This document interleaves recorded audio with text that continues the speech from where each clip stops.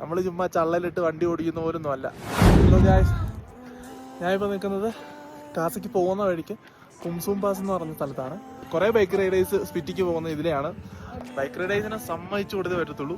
കിട്ടില്ല ഓഫ് റോഡാണ്. കിട്ടില്ല ഓഫ് റോഡ് എന്ന് പറഞ്ഞാൽ കിട്ടില്ല ഓഫ് റോഡ്, ഒരു രക്ഷയില്ല. നമ്മൾ ചുമ്മാ ചള്ളലിട്ട് വണ്ടി ഓടിക്കുന്ന പോലൊന്നും അല്ല. എക്സ്പീരിയൻസ് ഉണ്ടോ നിങ്ങൾ പൊക്കോ, ഇല്ലെന്നുണ്ടെങ്കിൽ നിങ്ങൾ ഈ പണിക്ക് നിൽക്കരുത്. വല്ല കാർ റെൻ്റ് എടുത്തോ എന്നെ പോലെ വല്ല ടെമ്പോ ട്രാവലറിന് ടിക്കറ്റ് ബുക്ക് ചെയ്ത് അങ്ങനെ വല്ല യാത്ര ചെയ്യുക. അതാണ് ഏറ്റവും ബെറ്റർ. റോഡ് ഭയങ്കര മോശമാണ്. ഏകദേശം 150 കിലോമീറ്ററോളം ഓഫ് റോഡ് തന്നെയാണ്. അത് കണ്ടിന്യൂസ് ഇങ്ങനെ ഓടിക്കുക, വഴികൾ അങ്ങോട്ടും ഇങ്ങോട്ടും മാറി മാറി പോവുക, അതൊക്കെ ഭയങ്കര റിസ്ക്കാണ്.